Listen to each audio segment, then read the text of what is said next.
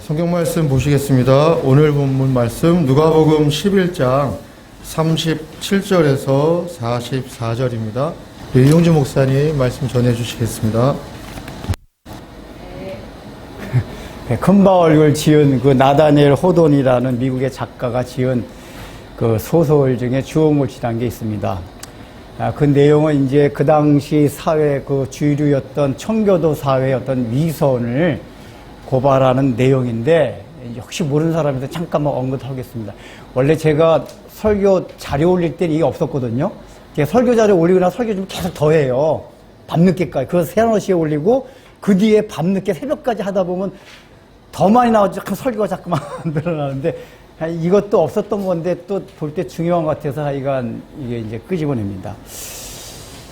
이 내용이 그겁니다. 이제 어느 이제 청교도인들이 다 이제 잘 살고 있는 어느 마을 교구에 이제 어느 목사님이 부임을 합니다. 근데 이 목사님이 그 교회 다니고 어떤 여자 성도와 눈이 맞아가지고 사랑에 빠지고 이제 아이를 낳게 됩니다.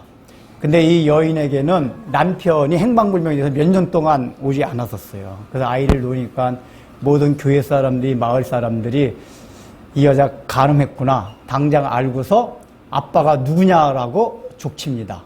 그 당시 청교도 사회에서는 간음이라는 죄가 엄청나게 큰 죄였었습니다. 그러니까 이 여인이 그 목사님 불러가지고, 목사님은 절대로 불지 마세요. 자기가 아빠라 불지 마세요. 목사님 지금 얼마나 교인들로부터 많은 신망과 존경을 받고 계십니까? 저는 어차피 발각되고 했으니까 제가 다 뒤집어 쓸 테니까 목사님은 가만히 계시라고 하고서 이 여인이 끝까지 그 아빠가 목사라는 사실을 밝히지 않습니다.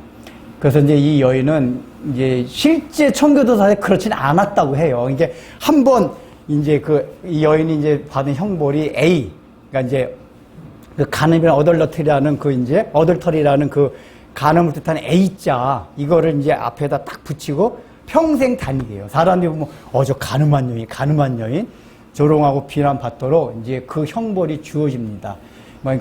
실제 청교도 사회에서는 한 번만 그렇게 동네 한 바퀴 돌았대요. 사람들로 알고 막 살인죄 지으면 살인의 앞단어, 뭐 여러 가지 주일 성수 어기면 주일 성수한 앞단어 탁 어겨가 이게 해가지고 경각심을 하도록 했는데, 그러니까 소설 속에서 평생 그거 A자를 가슴에 붙이고 다니면서 사람들로부터 저희 간음한 더러운 여인이다 이런 식으로 비난을 받게 합니다. 그럼에도 불구하고 이 여인은 끝까지 밝히지 않고 오히려 자기는 그걸 밝힘으로 인해 속이 후련해져서 그 뒤부터는 오히려 굉장히 다른 사람을 섬기고 이웃에게 사랑을 베푸는 그 삶으로 인해 가지고 이 간음한 그 A가 천사 A전이 아니라 A전 그걸로 바뀌어요.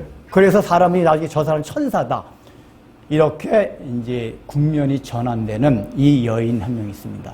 반대로 이 목사는 굉장히 양심의 가책을 받습니다. 분명히 그 여인과 함께 죄를 범하고 자기는 여전히 그 교구 사람들로부터 칭찬과 존경과 이렇게 신망을 받고 보니까 너무 괴로워해가지고 겉으로는 계속해서 물론 그 목사가 다른 건 다 경건하게 사는 사람이에요. 그렇기 때문에 신망을 얻었습니다. 그러나 그게 너무 양심에 갇히게 돼가지고 혼자 있을 땐 자기 스스로 가슴에다 A자 붙이고 나는 간음한 사람이다. 이러고서 괴로워했었습니다. 그 다음에 세 번째 또 부류의 사람이 있습니다. 원래 그 여자의 남편이 나중에 돌아왔습니다. 그 자기 아내가 아이를 낳은 거 보고 자기 아내가 누구와 간음했나 알아보기 위해서 눈을 밝히고 막 이제 찾아내려고 합니다. 근데 공교롭게도 이 사람이 의사였는데 이 사람이 그 목사의 주치의였습니다. 근데 이렇게 진찰하다가 그 목사의 가슴에 A자가 탁 달린 걸 보고 막 괴로워하는 걸 보고 이 목사가 내 아내와 간음한 남자구나. 그걸 압니다. 그리고 그걸 발표하지 않습니다. 않고 그 사람을 고통스럽게 만들기 위해서 발표하지 않고, 왜냐하면 이 목사가 그때 너무 괴로워하니까 이 남자는 복수를 그렇게 해요. 한번 까발리면 그걸로 끝나니까 까발리지 않고 이 남자가 그러니까 이 목사가 양심의 가책을 받아서 평생 고통을 당하도록 그걸 보면서 쾌재를 부릅니다. 이게 그러니까 거기서 전형적으로 제일 악한 사람으로 나와요. 그 네 번째는 군중들.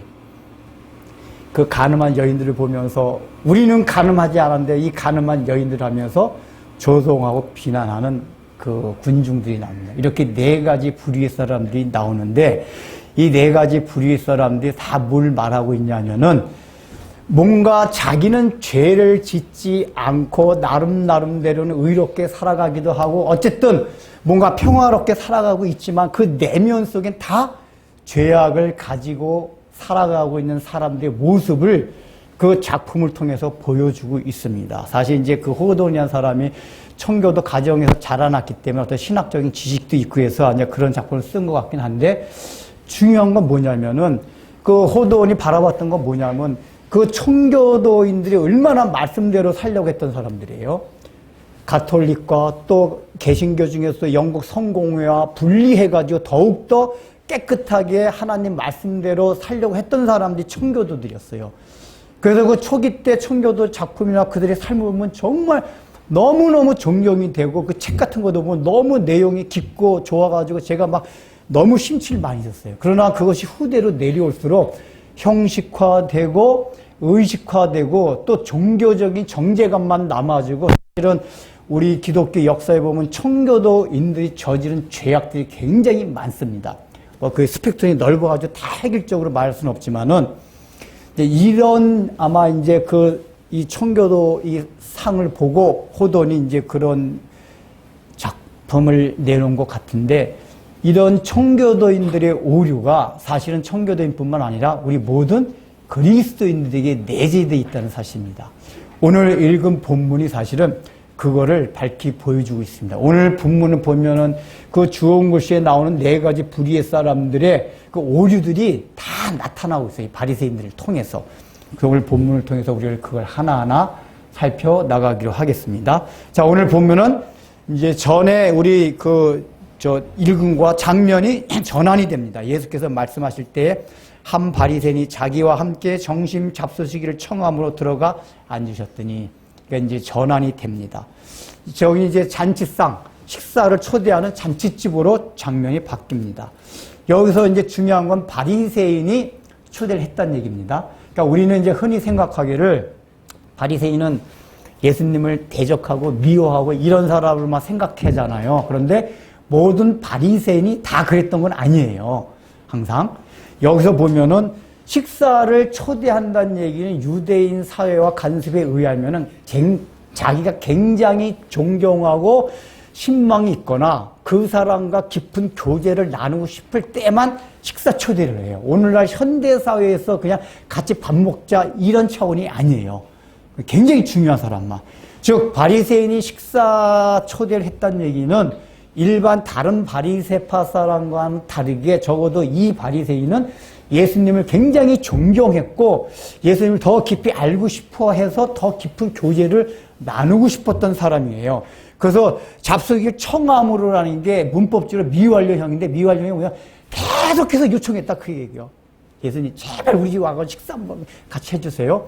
그만큼 이 바리새인은 예수님과 깊은 교제를 나누는 갈망이 있었다 그 얘기입니다. 이 얘기를 왜냐하면은 이런 성경 구절을 이 바리새인들은 예수님 대적하는 사람이니까 예수님을 이렇게 딴지 걸라고 어떤 시험거리를 만들라고 초대했다라고 자꾸만 얘기하는 사람들이 많아요. 어떤 본문에서는 그런데 오늘 본문에서는 시험하려고 예수님을 초대한 게 아니다 그 얘기예요. 진심으로 초대한 겁니다.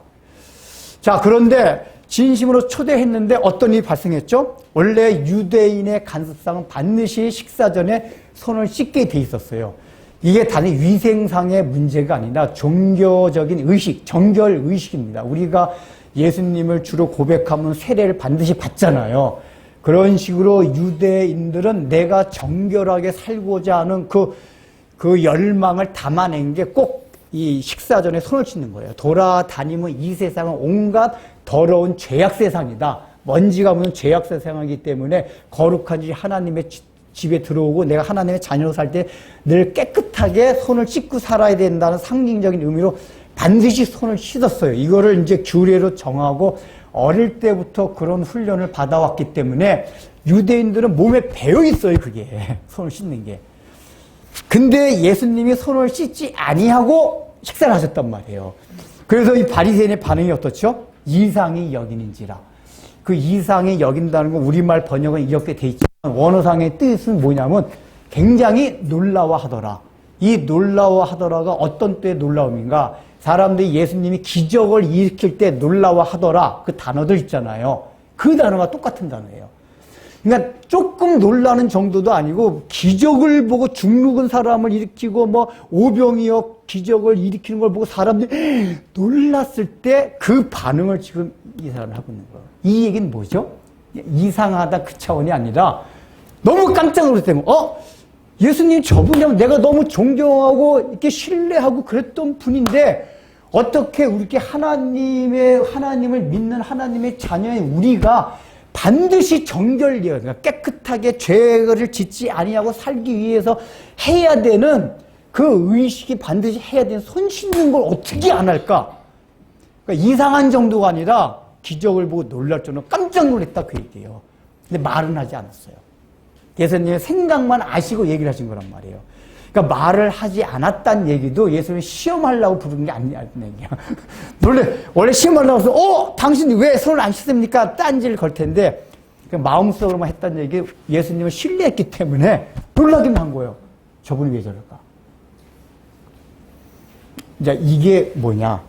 적어도 이 바리새인은 예수님을 신뢰하고 뭔가 믿어보려고 깊이 알려고 했던 사람임에도 불구하고 뒤에 예수님께서 말씀하시는 이 오류와 왜곡된 시각을 가지고 있었다 그 얘기예요. 일반적인 바리새인이 아닌 그래도 예수님과 깊은 교제권에 들어가려고 했던 나름대로는 뭔가 진리를 향해 마음이 열려있던 사람임에도 불구하고 예수님이 엄청난 뒤에 보면 화 있을진저라고 책망을 받을 정도의 잘못된 어떤 모습을 가지고 있었다 그 얘기예요. 이게 중요해요.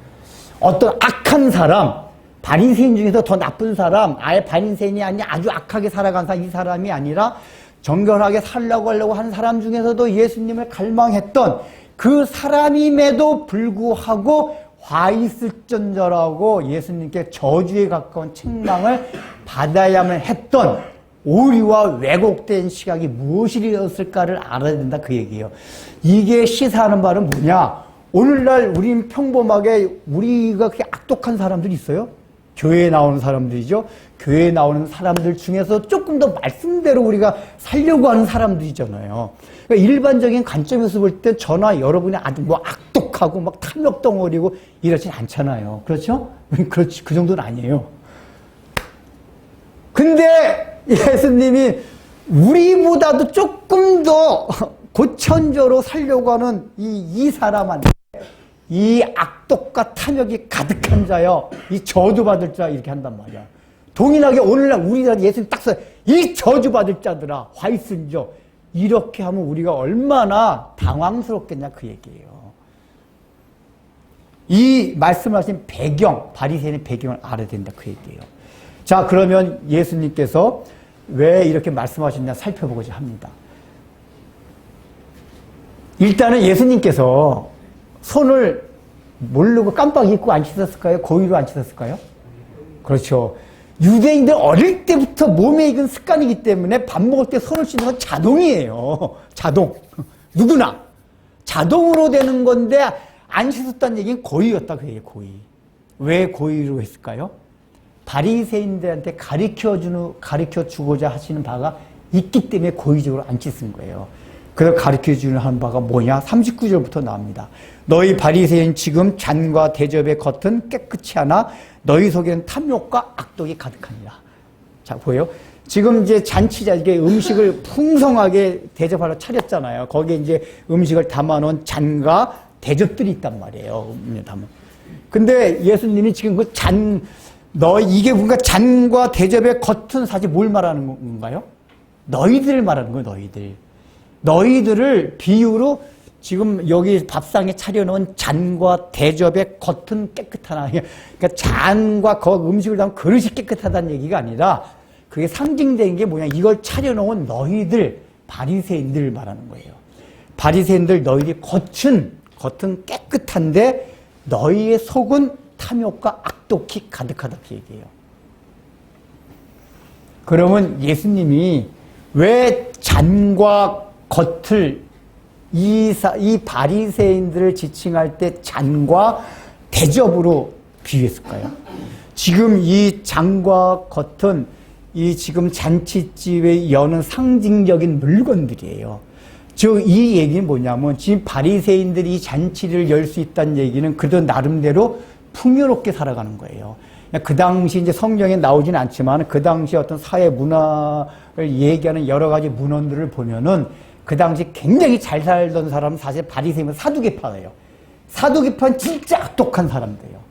종교적인 열심이나 종교를 이용해서 갈취하는 사람들이고, 바리새인은 성향상 그런 사람, 물론 개인적인 성향상 그런 사람이 있을 수 있지만 전체적인 부류는 사두개파는 정치적으로도 같이 탁 해가지고 이거 이용해가지고 이 세상에서 떵떵거리고 살려고 하는 사람들이고, 바리새파 사람들은 그렇게 살려고 하는 사람은 아니에요. 깨끗하고 정직하게 윤리적으로 올바로 살려고 했던 사람들이에요.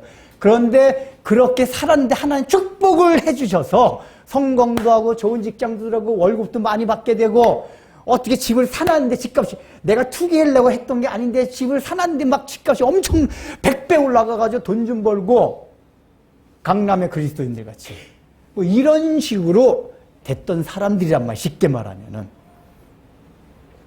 그래서 나름대로는 큰 근심 걱정 없이 어느 정도 이렇게 여유롭게 풍요롭게 살아갈 수 있는 상태가 된, 이게 바로 잔치집을 베풀 수 있는 여유가 되는 거에 담겨있는 의미야.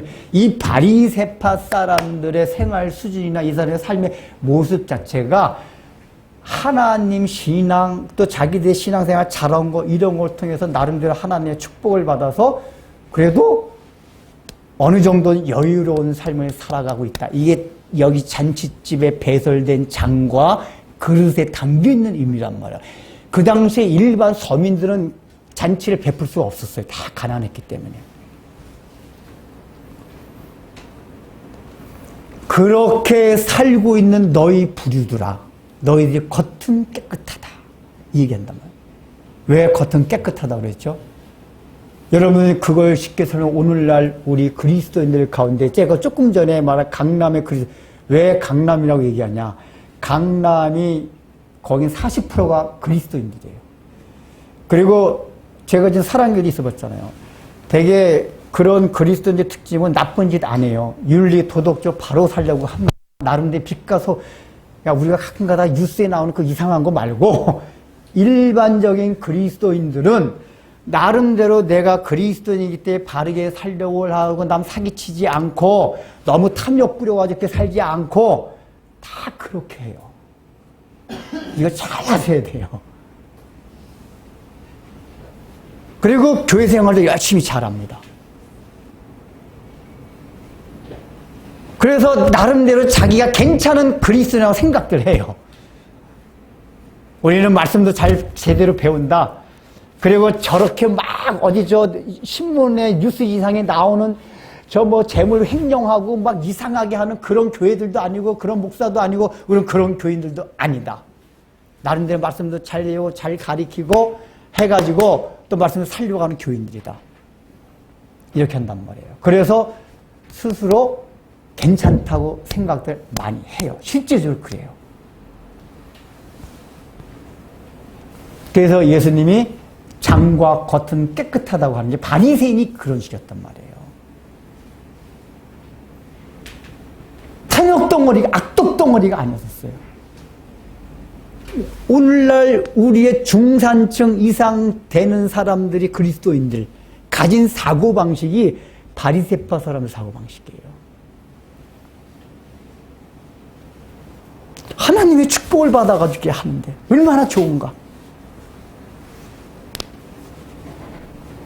그래서 그런 사람들은 하나님의 축복을 받아 자녀가 좋은 대학 가고 남편이 승진하고 사업이 잘 되고 이런 거 너무 귀히 여기고 그걸 간증하고 다 이렇게 해요.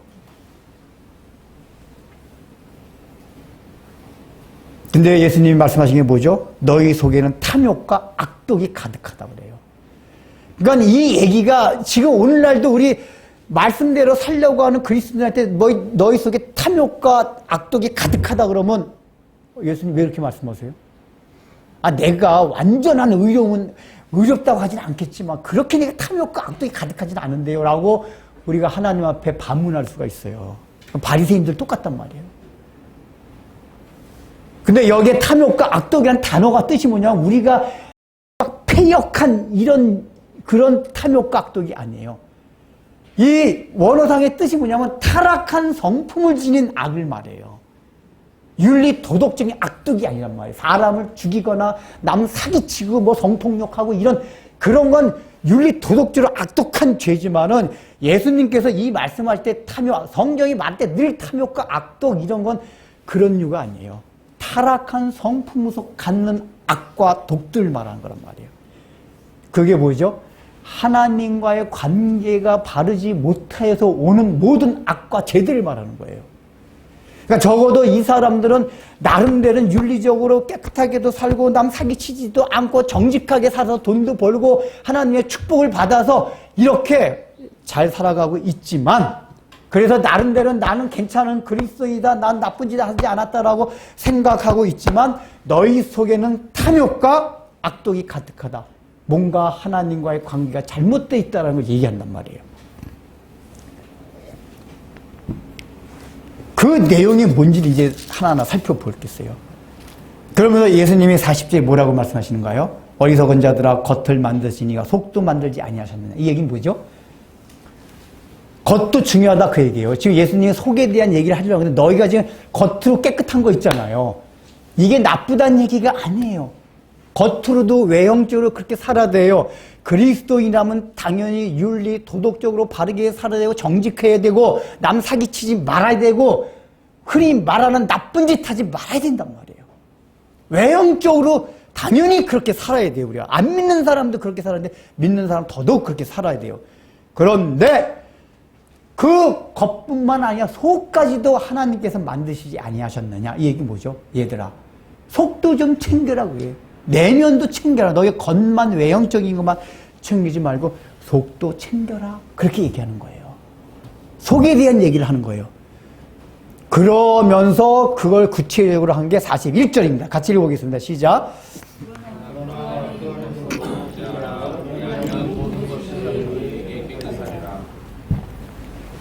여기 그러나라고 이제 역적관계 접속사를 이제 이게 표기가 됐잖아요. 이 얘기는 뭐죠? 너희가 겉으로 한 게 굉장히 중요한 건데 너희 속이 사실은 본질적으로 더 중요하다라는 그 의미를 나타내기 위해서 그러나라고 시작합니다. 그런데 여러분 그 뒤에 하는 말이 이해가 돼요? 안 돼요? 그 안에 있는 것으로 구제하라. 일단 이 말부터 이 말씀이 자체가 이해가 되세요? 안 되세요? 그 안에 있는 것으로 구제하라? 이 말이 무슨 뜻 같아요? 형성이 그 안에 있는 것으로 구제하라. 이게 사실 굉장히 좀 이해가 안 돼요. 이제 그 안에라는 건 그래서 이게 그라는 거를 그래서 학자들이 어떻게 해석을 했냐면은 여기 지금 식사 자리잖아요. 그 식사는 예수님께서 39절에 또 잔과 대접을 언급을 하셨잖아요. 그래서 잔과 대접 안에 있는 것들 가지고 구제하라. 이 얘기는 뭐냐면 좀 해석을 하면은 지금 이 잔과 대접이라는 건 잔치를 벌이고 있는 상징적인 물건들이란 말이에요. 음식이 가득 담겨 있다 그 얘기예요. 그런데 얘들아 너희들이 이렇게 풍성하게 음식이 많으면은 이거 가지고 맨날 잔치만 할 생각하지 말고 이 재물들 가지고 가난한 사람들 도와주라 라고 대부분 주석가들이 해석을 해요. 저도 이제 그래도 종합 주석이나 옥스퍼드 원어 대사전 주석을 많이 보는데 그 주석이 다 그렇게 돼 있어요. 이게 이 그릇이나 대접 안에 있는 음식으로 상징되는 이것들 재물들 너에게 주신 재물들 가지고 가난한 사람들을 구제하라 이렇게 이제 해석을 다 해놨어요. 목사님 설교든가 그런 식으로 하고. 근데 제가 앞뒤 문맥 성경을 이렇게 열심히 봐보면은 아무리 그분들이 정말 훌륭한 신학자들이 다 맞는데 그게 아닌 게 그 뒤를 읽어보겠습니다. 시작. 그리하면 모든 것이 너희에게 깨끗하리라. 이게 성경적인 전체의 원리가 맞아요? 안 맞아요? 안 맞아요. 저는 차라리 이 말씀대로 너무 좋을 것 같아요. 다른 거 안 해도 돼요. 우리 재물 팔아가지고 구제만 하면 돼요. 구제만. 그러면 우리가 다 깨끗해진대요. 정결해진대요. 얼마나 좋아. 그것처럼 쉬운 일이 있어요? 우리가 얼마나 막 십자가를 지려고 깨끗하려고 이런 게 아니라 남 구제만 하면은 그냥 예수님께 하나님께서 너 깨끗해져. 정결해져. 구원받아. 이러면 만사오케이예요. 우리 아버님 같은 사람은 그냥 구원 직방이에요. 우리 아버님은 이런 일에 있어서 선수거든요. 남 구제하는 거. 재물이 원래 많아야지 도와주는 건데 우리 아버지는 재물이 없어도 남 없는 사람 다 퍼줘요. 우리 가족의 성향이 다 그런 게 있어요. 저희 막내도 아시지만 방탕하게 살긴 했지만은 얘가 나 퍼주는데 자기도 없는데 그냥 불쌍한 사람 다 퍼줘요. 그 전에 술 많이 마실 때도 대리운전 시켜가지고 이렇게 대리운전 하는 사람이 이게 확 긁었대요. 차를 벤츠, 제 차가 아우디 차 확 긁었대요. 근데 대리운전자가 돈을 못 버는 이렇게 그러니까 긍휼해가지고 아유 그냥 가세요 그랬대요.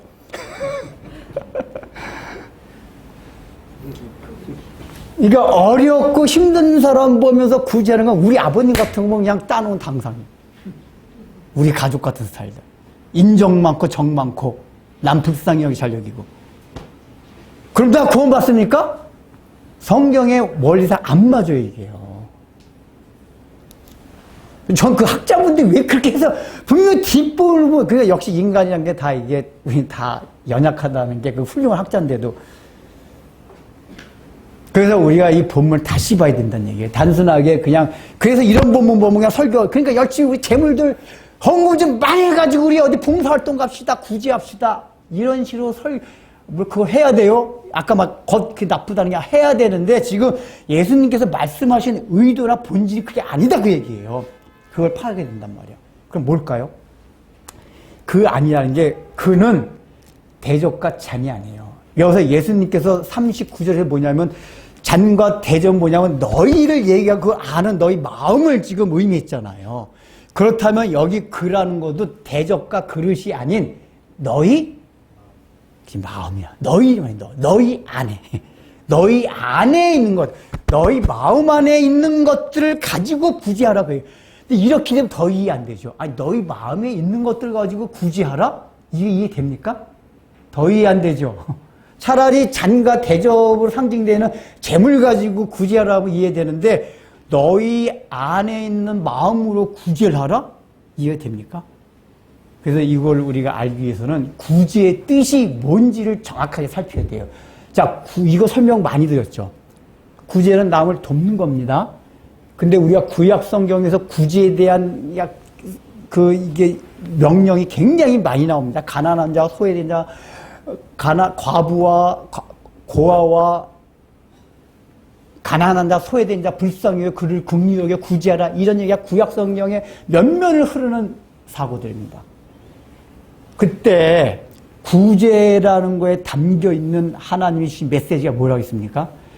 우리가 하나님께서 우리에게 주신 명령이라는 건 그냥 주신 게 아니라 그 명령 안에 메시지가 담겨 있다고 했죠. 어떤 메시지요? 그 명령 안에는 하나님의 성품과 하나님 나라의 진리를 설명하는 메시지가 담겨 있단 말이에요. 주의를 거룩하게 지키라는 어떤 메시지라고 했어요? 왜 우리가 주의를 구별되게 지켜야 돼요? 하나님은 창조주이시고 구원주의다라는 그 메시지가 주의를 구별되게 지키는 행위 안에 담겨 있단 말이에요. 그래서 지키는 거예요. 남을 죽이지 말라고 얘기해서 사람은 하나님의 뭐죠? 형상으로 지음을 받았다는 메시지가 들어있단 말이에요. 그래서 그러니까 사람을 죽인 게 윤리, 도덕적 나빠서가 아니라 사람을 죽이는 거는 하나님의 형상을 죽이는 거야, 형상.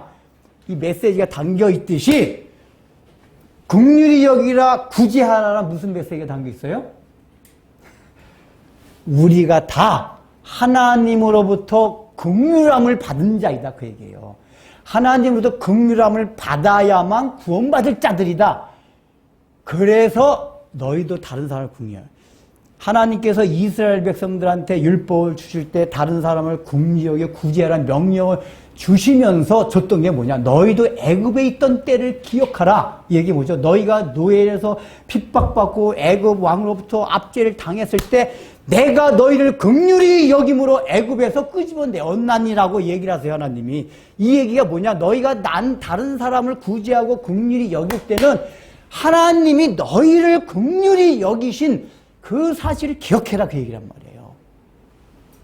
즉 구제한다는 얘기는 다른 사람, 표면성은 일단 실제로 다른 사람을 도와주는 행위지만은 도와주는 행위에 반드시 긍휼의 마음이 흘러들어가대요. 근데 그 긍휼의 마음의 근원은 내가 다른 사람을 불쌍히 여긴다가 아니라 어디에 있다? 하나님이 나를, 우리를 긍휼히 여기셨다. 이 마음이 풍성해야 된단 말이에요. 그래서 남을 구제할 때에 그 마음 없이 구제하는 건 다 꽝이에요. 우리가 여러분 예수 안 믿는 사람들 얼마나 많이 구제를 합니까?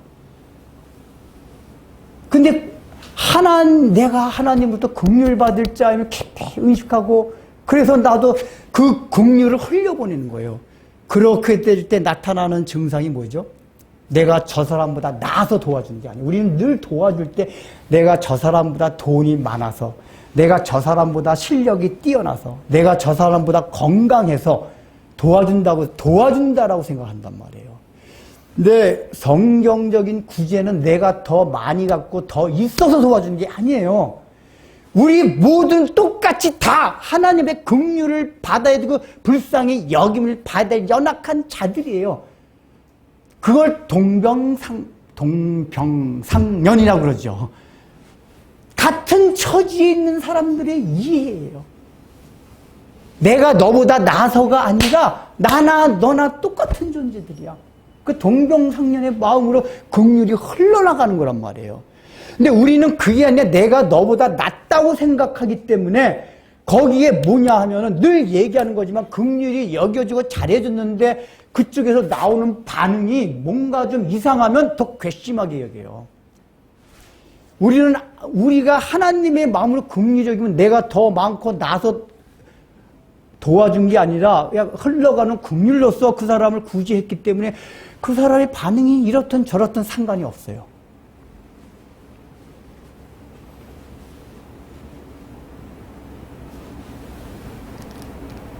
우리가 이 긍휼의 마음을 이해해. 그래서 구제도 여러분 늘 그게 없으면은 나중에 틀이 되고 규범이 돼요. 이제 조금 이따 이제 더 하겠지만은 규범과 틀이 되면 하나님의 그 원래 정신은 없어지고 준수 의무만 남게 돼요.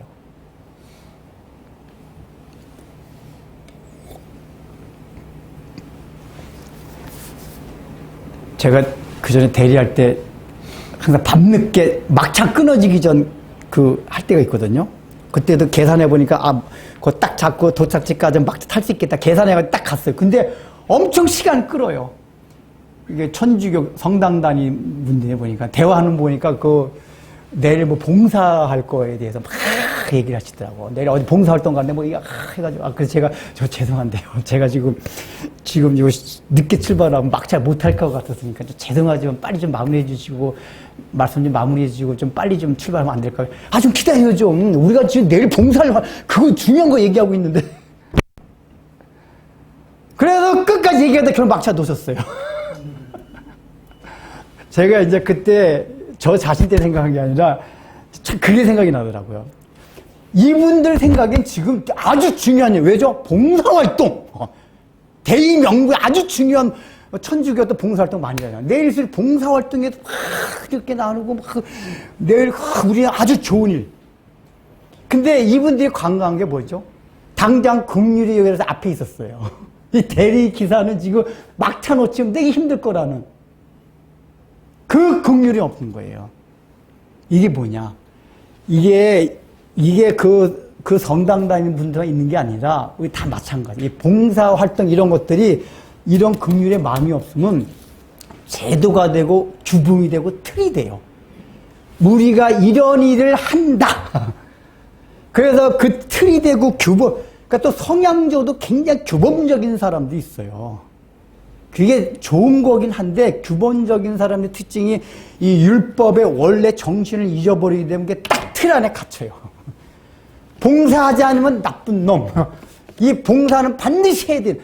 봉사했다가 상황이 바뀌면 이럴 수 저럴 수도 있는 문제인데 이 규범의 메인 사람들은 그 틀 안에서 나오지 못해. 그 틀 밖에 있는 사람은 정결하게 돼요. 그러니까 이 봉사활동이 뭐냐? 구제라는 그 원리에 담겨있는 하나님이 나를 긍휼히 여기기 때문에 그 긍휼이 흘러넘치게. 그러면 그 마음에서 긍휼이 흘러넘치면은 규범이 아니라 그냥 그때그때마다 보이는 그 현장 내에서 긍휼한 마음이 나가는 거예요, 원래가. 근데 우리가 이런 걸 놓쳐요. 가정 안에서도 그래요. 이런 얘기 하려면 한두 끝도 없고. 그러면 이 내용이 뭐냐? 지금 너희 안에 있는 게 뭐죠? 이 사람들이 외형적으로 깨끗하다고 그랬어요. 근데 예수님이 뒤에서 말씀하시는 거 보면 이 사람들은 자기가 예를 들면 구제도 하고 기도도 하고 11조도 드리고 다 하는데 탐욕이 있다 했어요. 그 탐욕이 뭐예요? 하나님과 관계가 잘못된 거에서 기인된 욕망이라 했잖아요. 이게 뭐냐? 그런 걸 통해서 자기 자신이 성취되고 자기 자신의 의의를 쌓고자 하는 마음이 바리새파가 굉장히 강했어요. 어떤 물질을 막 엄청나게 탐하고 이런 차원의 탐욕이 아니라 하나님 관계가 바로 되지 못하는 거 뭐냐? 이 모든 좋은 행동들, 좋은 행위들, 선한 것들, 이것들을 통해서 자기 자신이 높아지고 자기 자신이 채워지는 걸 이 사람들이 추구했단 말이에요. 자아추구. 이 자아추구가 나쁜 얘기입니까? 우리가 늘 교회 다니면서 여러분 일반적으로 말하는 개념하고 성경에서 말하는 개념이 늘 다르다는 걸 알아야 돼요. 이 사람들은 일종의 자아추구를, 좋은 면에서 자아추구를 했던 거예요.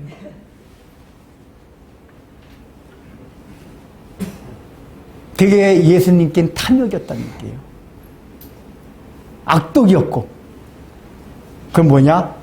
그런 걸 가지고 구제하라는 건 하나님의 긍휼하신 그 마음을 흘려보내는 건 뭐죠? 하나님의 긍휼하신 먼저 너희가 마음에 받아들여라 그 얘기란 말이에요.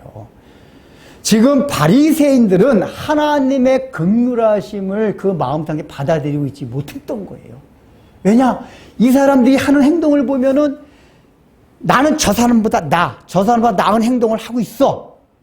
그 저 사람보다 성편도 그래서 구제를 해요. 여러분이 바리새인들이 이 41절에서 그렇게 된 이유 중에 하나 뭐냐면 구제하라 그랬잖아요. 근데 원래 바리새인들이 일반 문헌들 보면 엄청나게 구제를 많이 한 사람들이에요. 이 사람들은 아예 제도적으로 법규로 규범으로 만들어가지고 뭐 일주일에 되면 하루에 한 번 뭐 이렇게 해가지고 규제를 엄청나게 많이 했어요. 규제를 이렇게 많이 하고 있는 사람들한테 또 예수님이 규제하라 그래요? 아, 규제래. 구제하라. 구제가 규제가 됐어요, 사람들이. 그래서 말이 자꾸 이렇게 나오는데, 그러니까 바리새파 사람들, 원래 구제를 많이 하고 있는 사람들, 야, 너희가 구제하면, 이 사람은 어차피 구제하고 있었어요. 근데 그 구제를 많이 하는데 구제할 때 마음이 어떤 마음이냐? 긍휼이 없었다고 얘기해요. 어떤 긍휼이요? 내가 하나님으로부터 정말 긍휼함을 받아야만 살 수 있는 존재라는 이 마음이 없이 구제를 한 거예요. 그러니까 내가 있는 것이 뭐 아까 탐욕, 나는 더 낫다 그 얘기예요. 다른 사람보다 이런 면 저런 면 도덕적으로 윤리적으로 모든 면에서 정직하고 그래서 낫다고 하는 그 마음, 그게 하나님과의 관계에서 잘못된 거예요. 그 마음을 가지고 어떻게 알아? 내 자신은 하나님 앞에서 너무나 보잘것없고 하나님으로부터 오는 의가 아니면 긍휼이 아니면 살아갈 수가 없는 존재라는 그 마음으로 바꾸라 그 얘기. 이해되세요? 이게 지금 이 너희 안에 있는 것을 가지고 구제하라. 너희 안에 있는 건 탐욕, 하나님과 관계가 잘못된 의들, 이걸 가지고 원래 구제란 그 정신, 긍휼의 마음, 그 마음은 하나님으로부터 먼저 너희가 긍휼을 받아야 된다는 존재라는 걸 받아들이고 그걸 통해서 그 긍휼의 정신이 주변 사람들에게 흘러넘치게 하라 그 얘기란 말이야. 너희가 하고 있는 건 그 긍휼의 정신이 흘러넘치는 게 아니라 제도화되고 법규화되고 규범된 그 너희의 그냥 너희가 옳다고 생각한 틀 안에서 규제만 하고 있다 그 얘기예요.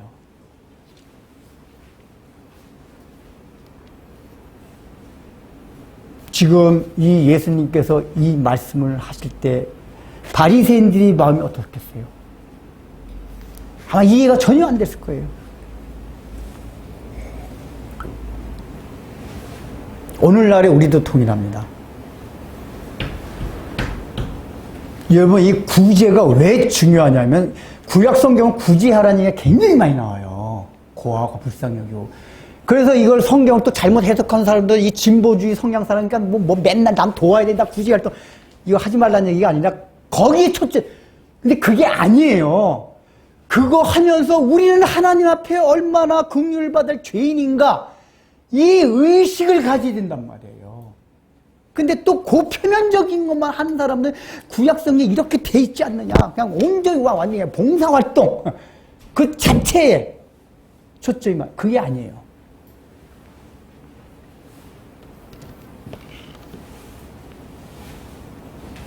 그래서 예수님 나중에 이것도 행하고 저것도 버리지 말아야 할지냐고 얘기한단 말이에요. 그러면 오늘날 우리들도 그 구제를 해야 되는 게 뭐냐? 정말 내가 하나님 앞에서 긍휼을 받아야 할 자라는 의식을 깊이 느끼고 살아가고 있는가 그 얘기라고요. 하나님, 저는 하나님의 긍휼하심이 없으면 살아갈 수 없는 존재입니다. 여러분 정말 그런 마음도 있으세요?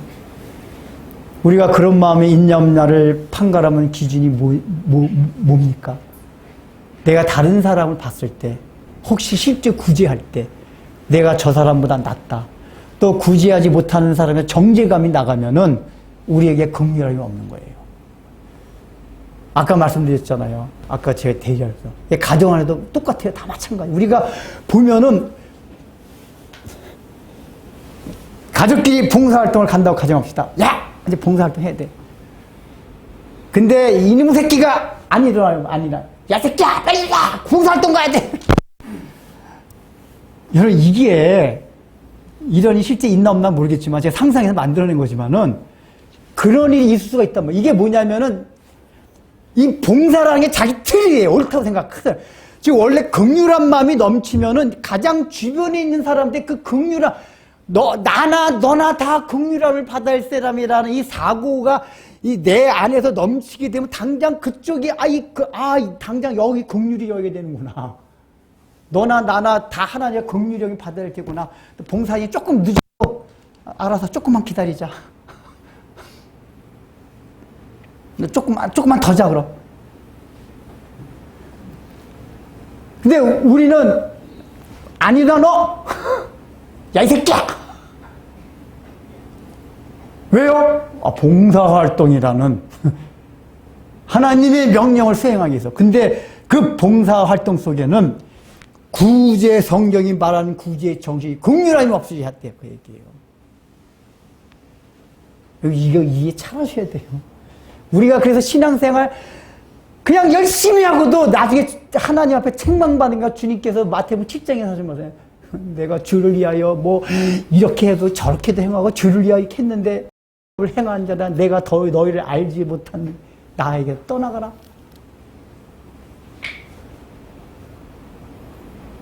내 하나님 앞에 긍휼을 받을 자라는 걸 여러분 깊이 인식하시오.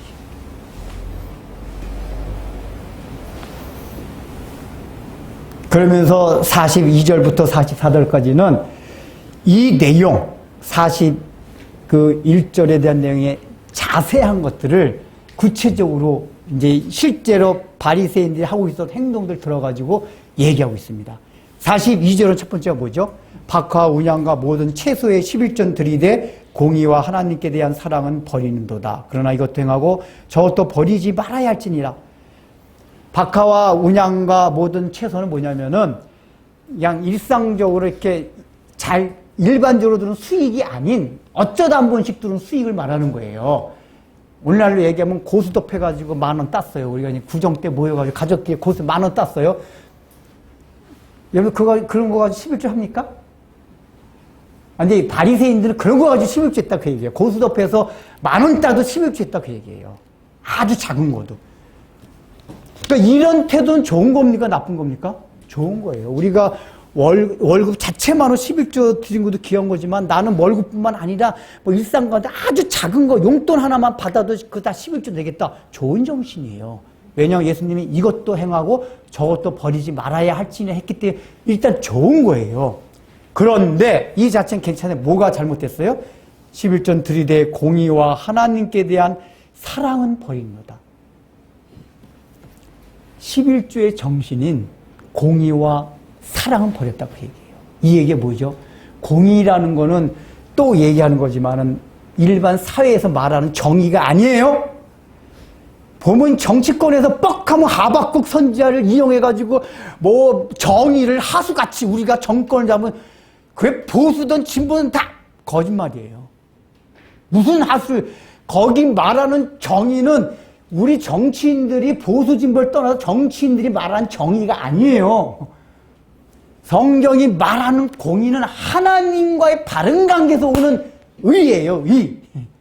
인간이 말하는 의. 인간들이 말하는 의는 기준이 인간이에요.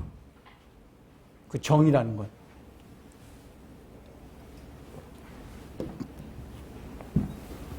그래서 그 정의를 내세우다가 여러분 웃긴 게 뭔지 아세요? 인간사에서 말하는 정의를 하다 보면은 결국은 다 자기를 위해서 해요.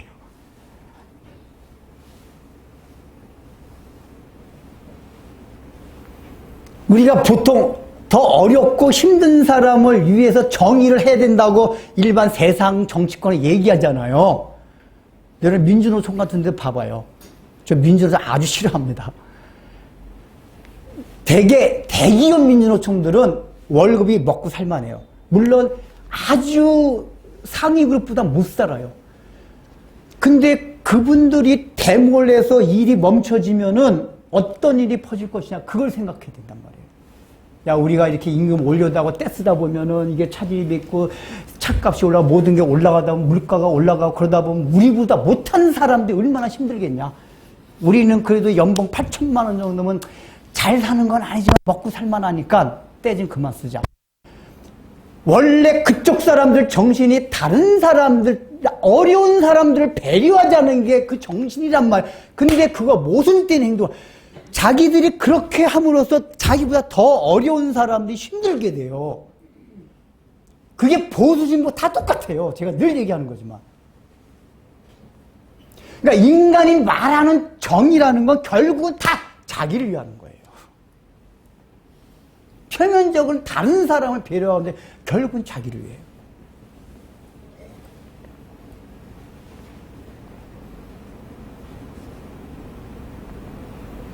우리가 이걸 생각하면은 하나님과의 관계에서 온다는 건 뭐죠? 하나님과 바른 이 앞에 구제와 상관된 거. 아, 나는 하나님의 긍휼을 받은 자이다. 그래서 내가 받은 것도 흘러넘치면 내게 아니다.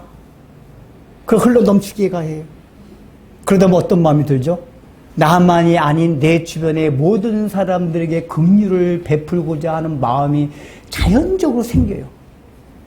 근데 여러분 바리새파 사람 특히 보면은 나는 정직하고 깨끗하고 도덕적으로 바르고 열심히 부지런히 다 하나님 뜻이에요. 그렇게 해서 어느 정도 돈도 중산층에서 돈도 많이 벌어놨다. 이제 잘 살아가자. 지금 이 사람들은 자기 주변에서 고통당하는 사람들에 관심은 전혀 없어요. 왜요?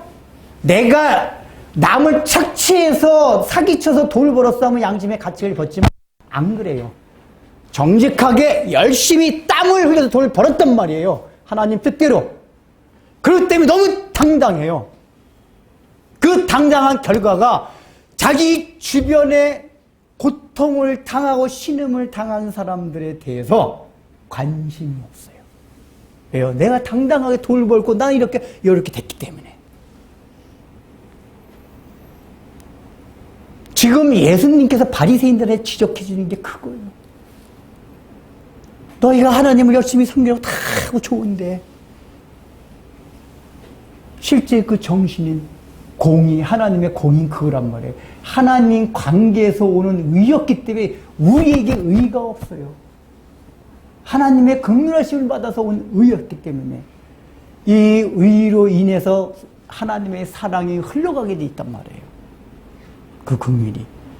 그러면 내가 잘 살고 잘 먹고 산다 해도 주변의 사람들에게 긍휼의 마음이 흘러가게 돼 있는 거예요, 원리가.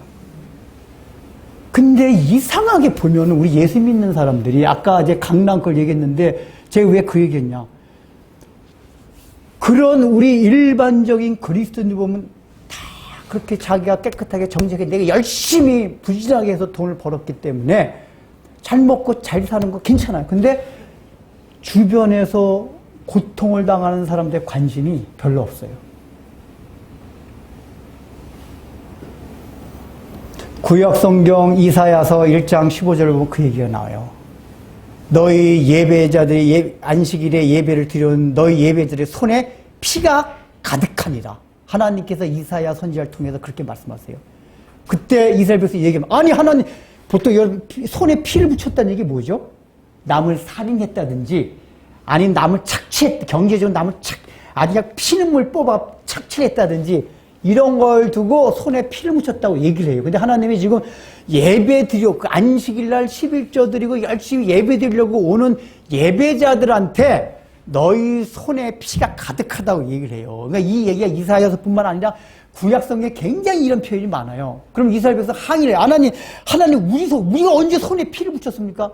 저희들은 남 죽인 적도 없고요. 돈을 벌어도 남 사기쳐서 벌지 않고 그냥 제가 사장이지만 직원들 착취해서 돈 벌지 않았습니다. 정당하게 월급도 다 그렇게 벌었습니다. 이렇게 항변을 한단 말이에요. 근데 하나님 왜 피 묻은 손에 했을까요? 이 사람들 마음 내가 그렇게 정직하게 열심히 난 정당하게 돈을 벌었기 때문에 이제부터 다른 사람의 그 고통을 당하는 사람의 관심이 없는 거예요.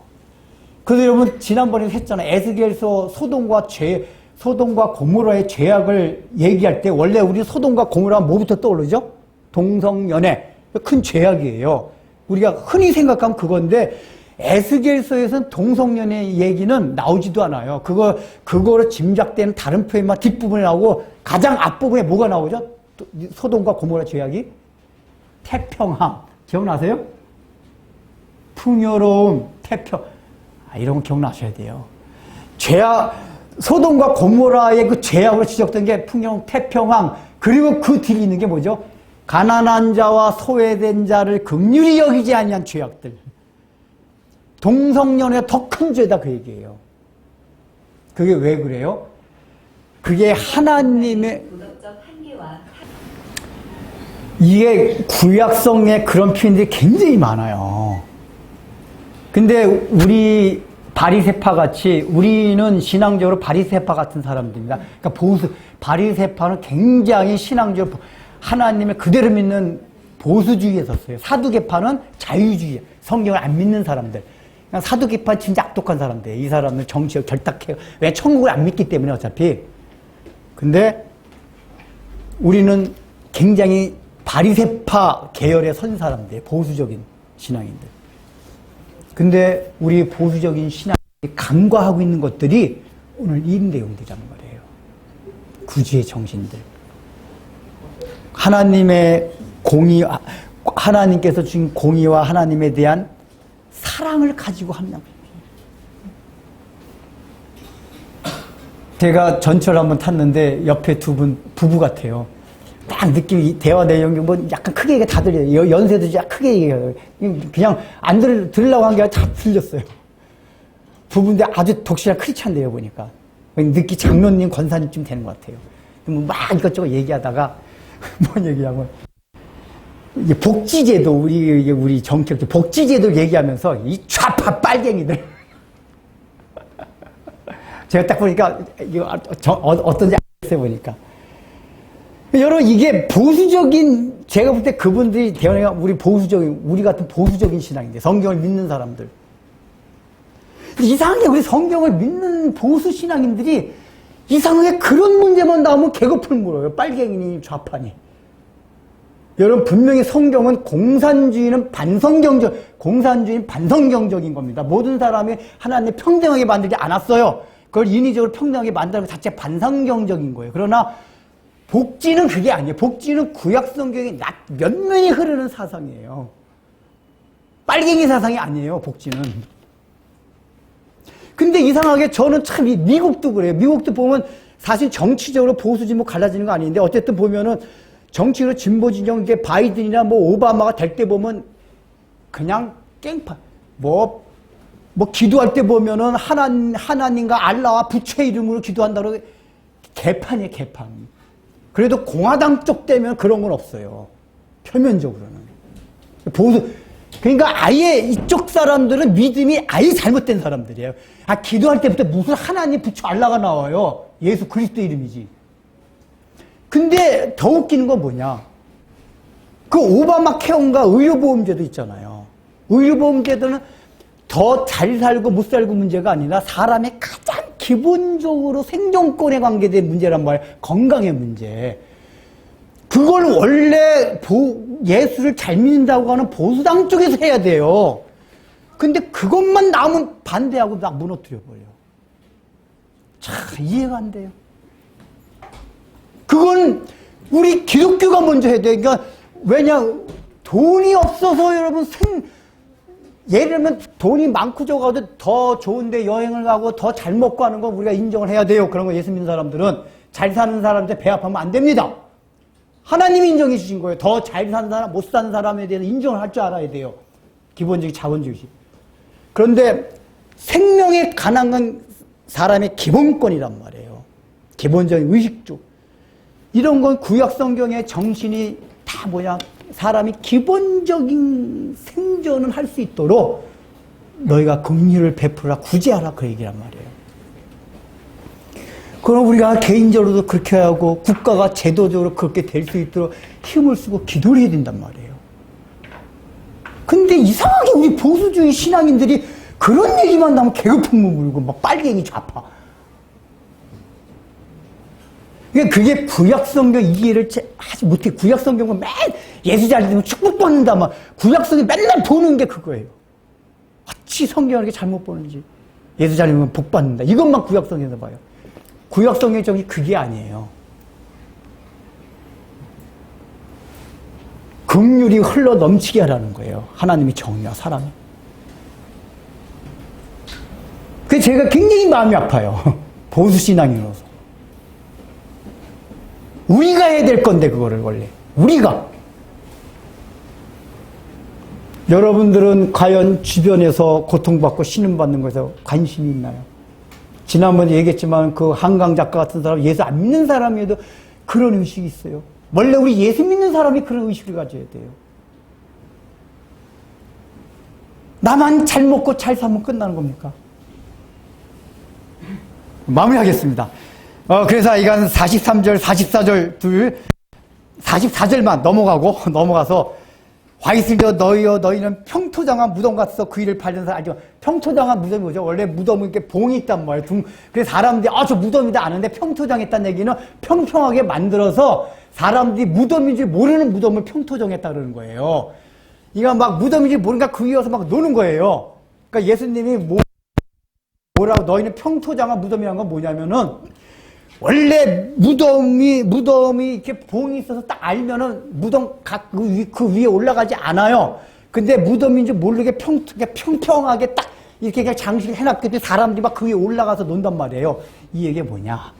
사실 너희의 속은 무덤 같은데 썩어 빠져서 막 썩은 뼈들이 그냥 너절돼 있는데 사람들이 그걸 모르고 거기 아주 평평하게 돼 있는 무덤 같지 않은 좋은 곳에서 와서 뛰어노는 그런 사람들과 같다. 이 얘기가 뭐죠? 우리들의 삶, 우리들의 내면 속에는 사실은 막 냄새가 진동하는 뼈다귀 같은 게 막 들리비해 있는 게 우리의 내면의 세계임에도 불구하고 사람들이 우리를 보면은 나름대로 깨끗하고 눈 많고 거룩하고 바르고 정직하고 이렇게 생각할 만하게 살아간다. 그 얘기예요. 그 당시에 바리새파 사람들이 오늘날의 우리들이 그렇다는 얘기예요. 그런 거에 속지 말라 그 얘기예요. 속지 말라. 우리가 이런 데 속아 넘어가게 되면은 예수님께서 복음 중에 눈이 강조했던 하나님의 긍휼의 정신으로 남을 구제하는 이게 왜 중요하다고 그랬죠?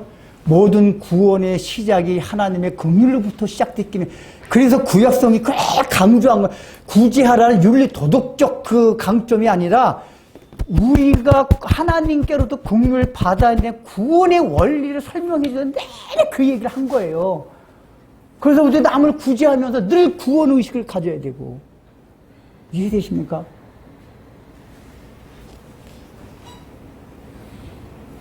오늘 말씀을 통해서 과연 내 마음 안에는 하나님의 긍휼하심이 있었는가? 나는 남을 구제하며 살고 있었는가? 그저 내가 정직하게 부진하게 해서 나만 돈 벌고 나만 잘 살고 평안하면 끝이다. 이런 의식으로 살고 있지 않나요? 여러분, 우리가 예수를 믿는다면, 하나님의 긍휼을 받아들였다면 우리 마음에서 긍휼함이 흘러 넘쳐 나가게 돼 있어요. 그래서 실제로 이렇게 교인들 가운데 보면 원래 성량이 저런 사람이 아닌데 예수 믿고 나서 긍휼의 마음이 있어서 사람들에 대한 관심, 어떤 사람들이 고통받는 것에 관심을 갖는 사람, 이 성도들이 있어요. 그런 성도를 보게 되면 저분은 정말 하나님의 긍휼함의 은혜를 받았구나. 그걸 알게 돼요. 여러분 스스로 내가 성량이 그렇지 않은데 그런 마음이 있다는 얘기는 하나님의 긍휼을 받아들였기 때문에 내 긍휼. 동병상련의 마음이 생겨요. 너나 나나 다 우리 불쌍한 자 아니냐. 그렇게 되면 시기질투가 있습니까? 거기에 잘나고 못나고가 없어요. 다 같이 사랑하며 아끼며 고통을 함께 나누며 기쁨도 함께 나누는 그런 관계요, 그런 사회요, 그런 세상이 될 것입니다. 우리 모두 마음을 다하여 우리의 신앙의 근본 안에서 하나님의 긍휼하심을 잊지 않는 신앙의 고백으로 하나님 앞에 헌금을 드립니다. 헌금의 은혜와 자비를 더하여 주시옵소서. 예수님의 이름으로 기도드립니다. 아멘. 주 예수 그리스도의 은혜와 하나님의 사랑과 성령이 함께하여 주심이 우리 모두 하나님의 긍휼 입은 자임을, 하나님의 긍휼이 우리를 구원으로 이끌었음을 잊지 않고 하나님의 긍휼 안에서 예수의 말씀을 따라 하나님의 뜻을 따라 순종하며 살 것을 다짐하고 머리 숙인 진리의 빛교회 성도님들 신앙과 삶 위에 이제로부터 영원토록 함께 있을지어다.